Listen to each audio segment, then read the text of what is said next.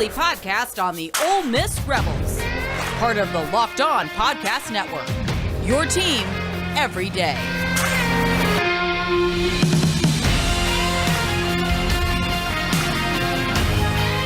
All right, welcome to the last live stream of this early signing day. This has been a good bit of fun, guys. I really do appreciate it. Thank you very much for tuning in. A new LOI has hit the, stage would be what we will say. Ahmad Brown. He wants to go by AJ Brown, by the way. And anybody that goes to Ole Miss that wants to go by AJ Brown, I got mad respect for them because that's a confidence person. But he's going to go by A.J. Brown at Ole Miss. He's a defensive back, but he's a wide receiver on the other side in his film. Pretty good ball skills. So he's kind of almost like an athlete type player that can do multiple things. It would not surprise me if he got a look offensively as well, but he is an extremely aggressive free safety player, and this is a really good pickup for the Rebels. So I'm pretty excited about that. But we're waiting on Neo Avery. That's the one that is kind of the signing day drama at this point. It might not be drama. He just might have a 3:00 signing ceremony. He might do it after school. But we'll see exactly how that goes. I have not heard anything one way or another. I've just seen some Twitter rumblings about a potential flip about Maryland being in the game. You've seen it in the chat in earlier shows talking about that. So we'll see exactly how that plays out. Then we have Ayden Lee tonight. Ayden Lee, I think, is set to announce at 6 o'clock or 6:30 p.m. tonight. Our wrap-up show, we're going to film that after Ayden Lee announces. Kara McCutcheon will be on board for that. And we will see exactly what can happen. But this will be our last live stream of the day. This has been a ton of fun. I hope you've all enjoyed it. I hope you enjoyed the player cards. But we're going to live stream whenever transfer portal commits hit and all that. You're going to see this a little bit more frequently from us. So thank you very much for that. Now, when looking at Ole Miss's class, you can take it several different ways, but it only really has what you would consider one hole, right?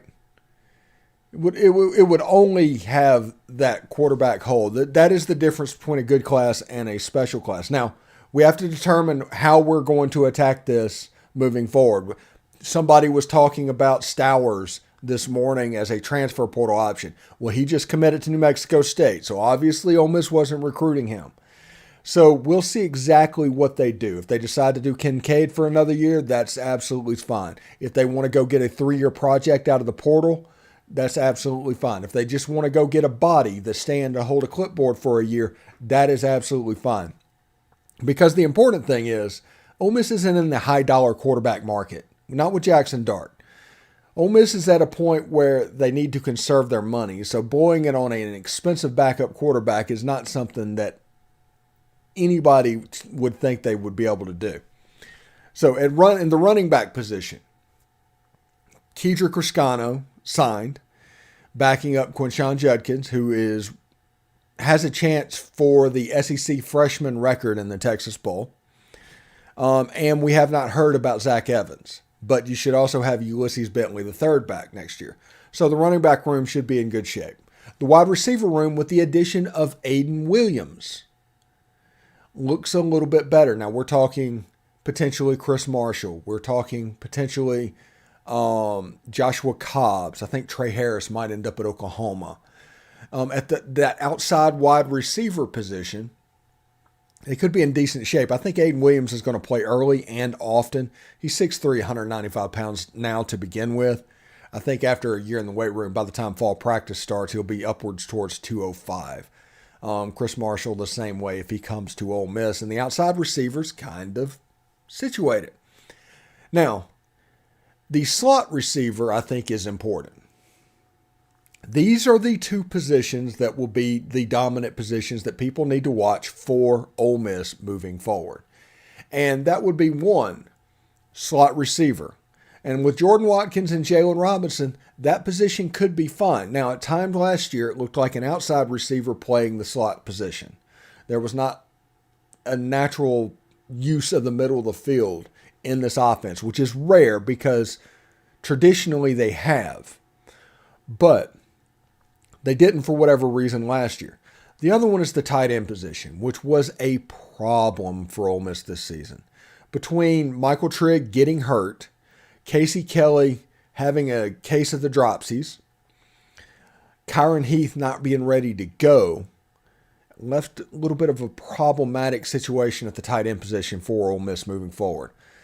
Now, to fix that, potentially, you have a healthy Michael Trigg with bowl practices, spring practice, and fall practice to get ready for the starting role next season. With Kyron Heath, who all of that's going through, he'll be a much better backup this season than he was last season. And Javante Connor, which has a chance to be a really good player. They're all kind of in that same frame, same weight range coming through. They provide a similar type weapon that tells you they want to use them in the passing game and almost like a plus wide receiver moving forward. So offensive line, I think they're okay. We'll have to see what John Garrison wants to do. John Garrison on the offensive line with 2 freshman offensive tackles, because the first thing that a real offensive line coach does is evaluate the talent. Is this guy a tackle? Is this guy a guard? So I think you could see some weird stuff like Micah Pettis moving inside to guard or something like that, even though he had such a really good year, because inside John Garrison's mind, the offensive line could have a little bit different fit. You know, you might have Eli Acker sitting out at right tackle next year. I don't know, but it'll be interesting to see what the offensive line looks like under John Garrison. Now, defensively, all of these guys that have signed, defensively, let's see, who all we have? Daniel Demery, a striking safety. A.J. Brown, a safety. Braxton Myers, a corner. Ethan Fields, offensive lineman. Let's see, Jamarius Brown, defensive line. Neo Avery, edge. Skylar Mann, box safety. Now, Ole Miss recruited for those positions, and honestly, they have a type. I mean, if you look at Ole Miss's recruiting over the last 3 years, this absolutely jives with what they do. So, looking at them defensively, on the defensive line, you want them to get a little bit bigger towards the edge. Now, they've gotten a little bit bigger in the middle of the field with Joshua Harris, the transfer portal, who I've seen listed upwards to 350 pounds. I've also seen him at 325 on ESPN. So I'm going 325, 350, either way, large man. Xavier Harris, I think that's his name. I apologize if it's incorrect. The big defensive lineman signed last year. He's like 6'7", 350 pounds. You can see that the middle of the field, they've gotten a ton of muscle. So people clamoring for a 4-down line need to realize those are not 4-down players. I mean, everybody might say line up that way, but those are not 4-down players. Those are 3-down, and old school 3-down, like Bill Parcells, Mike McIntyre, old school 3-4 nose tackles. Space eaters, 2-gappers. So on the outside, you might be able to move a J.J. Pegues out there. You have him drop a little bit of weight, and all of a sudden you've got a 295, 305-pound defensive end on the edge that's going to be much more difficult to block and that is athletic enough to play that position. Now, on the other side, you can do rush end. You can do whatever you need to do. Jared Ivey, all those guys can be the rush end. But the anchor end, I think J.J. Pegues would be an interesting proposition. Now, when you look at the linebackers, you got to replace Troy Brown, potentially Ashante Seastrong. And we'll see exactly what they do with, Jeremiah Jean-Baptiste. Obviously, a like-for-like switch with Troy Brown. And Austin Keys, I think, is going to have an extended role as well. Austin Keys is a big backer, very fairly athletic guy. Suntarine Perkins on one box safety, which is essentially going to change that calculus a little bit for what you attack. And the other side, a true box safety. You know, Isheem Young, Tysheem Johnson, Ladarius Tennyson, those guys. Then back in the back, I expect Tysheem or somebody to play free safety. I expect Isheem to play the strong safety where Otis Reese was. And then the corners, Davis Nigmanosin and DeAndre Prince. I mean, I just went through the whole team and looking at what could happen. And the talent is there. Now, the rotational thing is the depth is going to get a little bit better.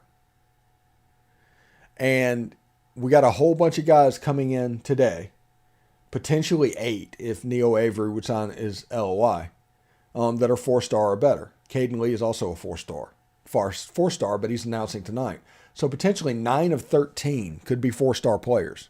That's an incredible blue chip rating. So this has been a productive early signing day. There's